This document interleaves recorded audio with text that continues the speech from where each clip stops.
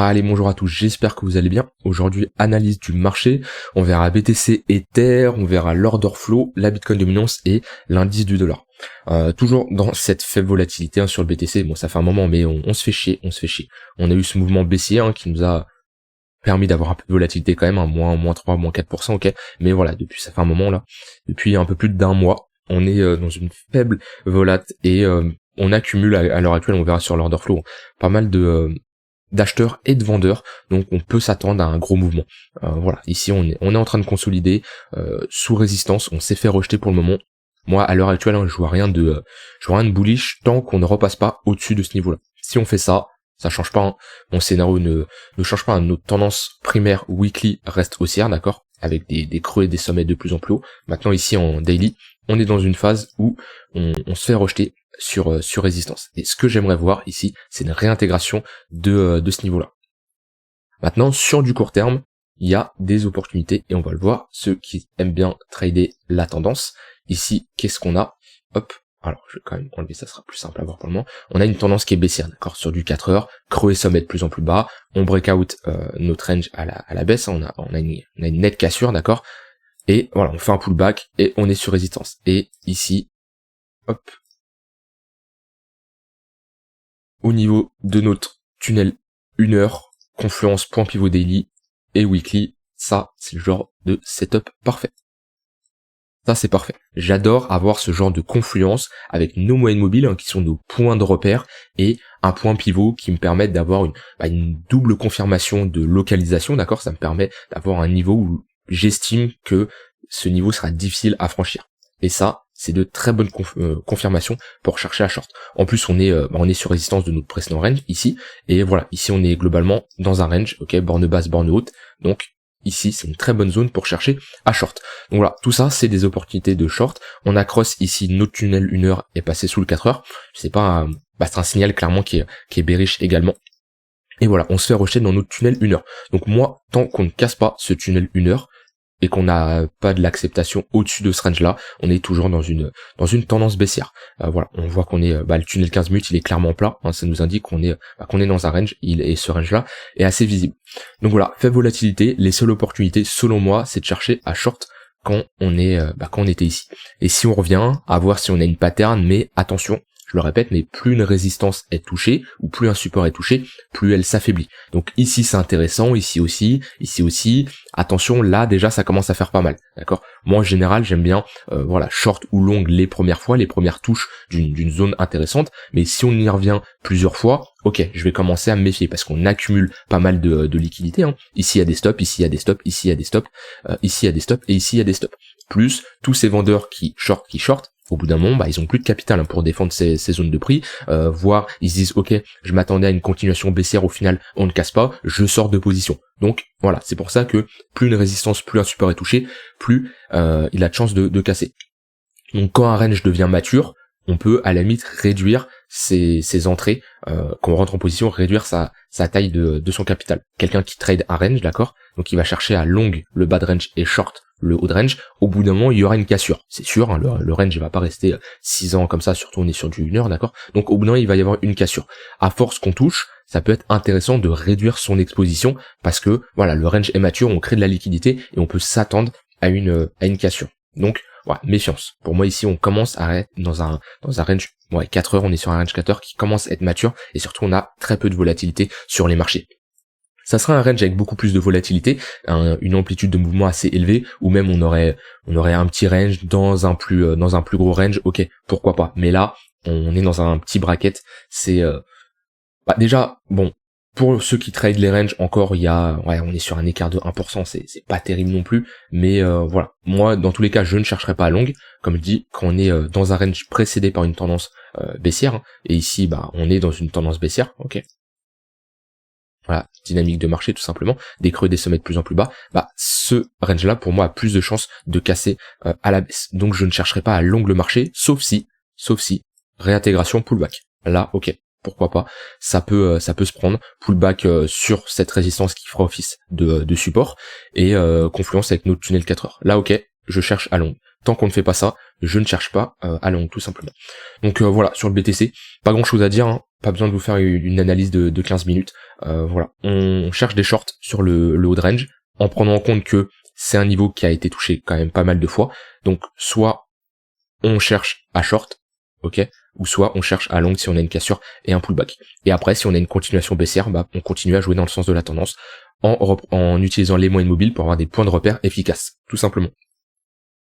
BTC niveau order flow, ouais, il y a beaucoup de positions qui s'ouvrent, on le voit sur l'open interest. Ici on a une grosse chute et ici pas mal d'ouverture de positions. Au vu du CVD, de l'open interest et du funding, pour moi on n'a pas d'un côté plus de FOMO long ou plus de FOMO short. Pour moi ici on a de l'ouverture de positions longues comme short, on accumule pas mal de liquidités. Voilà, comme je l'ai dit, ici il y a des stops, ici il y a des stops, tout ça, ici il y a des stops, ici il y a des stops, non ici on a été les chasser, mais voilà, tout ça il y a des stops. Beaucoup de liquidité ici, beaucoup de liquidité ici, voilà, et on voit net hausse de l'open interest qui est sur un point haut. L'open interest on peut le voir qu'il est depuis un moment bloqué dans un range, ok. On peut voir une résistance ici, et à chaque fois qu'on s'approche de cette résistance, on a un fort mouvement pour faire chuter cette open interest en règle générale. Donc voilà, méfiance. Pour moi ici, si on a un gros mouvement, c'est pour liquider pas mal de monde. Mais maintenant, quand je regarde l'open interest comme ça, il n'y a pas grand chose à dire de plus, enfin même d'un point de vue order flow, ce que j'ai sous les yeux, des fois je peux vous dire, ok, on est plutôt dans une zone où il y a beaucoup de shorters qui cherchent à shorter le marché. Là pour moi c'est un peu des deux, il y a beaucoup d'ouverture de position longue comme short, donc on peut pas faire grand chose de cette information, à part que beaucoup de liquidités se créent tout simplement. Par contre, d'un point de vue hors limite, qui a donc des ordres passifs qui sont en attente d'être exécutés, on voit qu'il y avait un gros mur là au niveau des 29 500 $, qui sont un niveau clé sur le BTC également, où ça a fait résistance. Ces ordres là ont été fill ou ont été enlevés, hein. C'est-à-dire que ça c'est des ordres d'attente qui sont en attente d'être exécutés. Donc c'est des vendeurs ou acheteurs, ici acheteurs et vendeurs passifs. Par contre c'est des ordres qui peuvent être enlevés, hein. Donc ne vous fiez pas systématiquement à ça, d'accord. Ici il y a des ordres, quand on s'approche, ces ordres là peuvent être enlevés. Donc ne vous faites pas piéger en regardant uniquement ces ordres limites. Mais voilà, sinon donc ces ordres-là n'existent plus à l'heure actuelle. Bon après il y a les 30 000 $, mais ça c'est parce que c'est des chiffres ronds psychologiques, comme ici les 29 000 $. Hein, 29 000, 28 500, voilà, tout ça c'est des chiffres ronds psychologiques. C'est pour ça il y a énormément de BTC qui sont, enfin d'ordres passifs qui sont en attente. Sinon sur Bybit il y a pas grand chose. Ici ces ordres-là ont été enlevés. Après sinon ça va être les 28 900 et 28 800. Et côté vendeur ça va être les 30 000 tours. Voilà. Après sinon sur du court terme, voilà, comme je dis, vous voyez, là il y a des ordres qui ont été mis et juste après dans l'heure qui suivent ils ont été enlevés. Donc attention de ne pas systématiquement se faire influencer par ça. Par contre des fois il y a des ordres qu'on vient fill, bon voilà, ça dépend. Faut souvent regarder et actualiser parce que des fois les ordres sont mis puis sont enlevés tout simplement. Voilà pour le BTC côté order flow. Ether c'est pareil, on est toujours bloqué dans notre range là. Si je me mets en 4 heures, hop, borne basse ici, voilà, tout simplement. Donc dans cette zone là, ça peut être intéressant de chercher à longue le marché, ok. Mais moi, pareil sur du court terme, j'aime pas, on se fait rusher dans notre tunnel 4 heures. Il faisait office de support, on casse, résistance. Donc soit on cherche à jouer ici le bad range.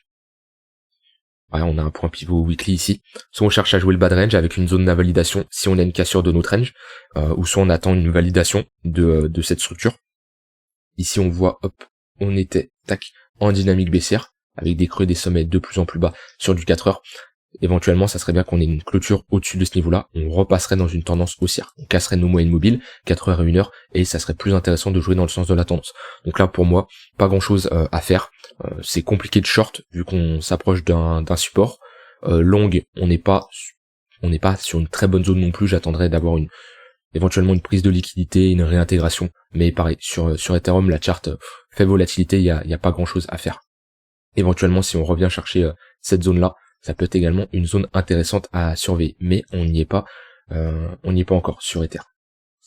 Alors, je voulais regarder, ouais, l'indice du dollar. Pareil, hein, lui, il a réintégré, donc ça c'est pas encourageant. On voit il a réintégré, il nous a fait un pullback en plus sur la réintégration, donc ça nous confirme encore plus qu'on a réintégré, et ce niveau-là doit absolument tenir.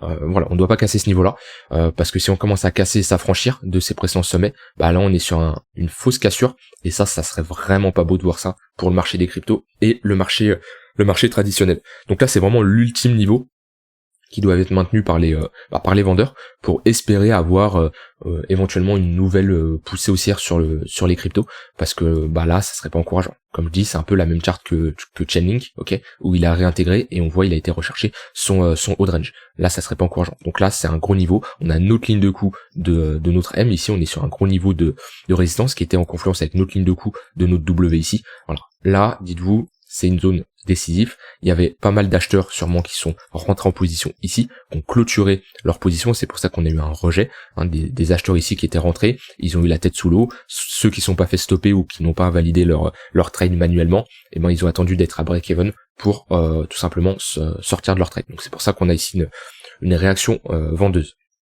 Maintenant ce niveau-là on doit pas le clôturer, sinon ça mènerait à un potentiel cassure de ces niveaux-là, ce qui serait vraiment pas encourageant pour le marché. En tout cas, c'est pas ce qu'on veut nous qui cherchons à être bull sur le marché en général. Les perma-bears, bon, c'est bien un moment, mais au final, je suis plus bull que bear sur les marchés en général, ce qui est logique. La Bitcoin dominance, ouais. Pour le moment, pareil, faible volatilité. Depuis qu'on a ce M-top en daily, on est toujours dans une tendance baissière. Donc, pas besoin de paniquer, bien que la tendance primaire en weekly reste haussière, ça là-dessus on est d'accord, mais pour le moment les alt performent en même temps que le BTC. Alors quand je dis performe, c'est si BTC chute de 3-4%, les alt vont prendre à peu près 3-4%, légèrement un peu moins en ce moment, mais voilà, on n'est plus dans cette phase où le BTC surperformait, donc on a une petite période où le BTC se calme. Ok, pourquoi pas revenir chercher cette zone de demande, et là faudra voir si on a des acheteurs qui posent un bottom. Donc là c'est pour sûrement faire un nouveau sommet, ou si au contraire on a ici des vendeurs qui poussent, on fait toujours des creux, des sommets de plus en plus bas et on casse ce niveau-là. Et si on a une cassure et qu'on a un rejet, d'accord, là ça serait encourageant et on sera potentiellement sur un top de marché sur le BTC. Ça c'est un creux majeur qui doit absolument être défendu pour ceux qui sont ceux qui ont du BTC dans leur portefeuille, ceux qui ont investi sur le BTC.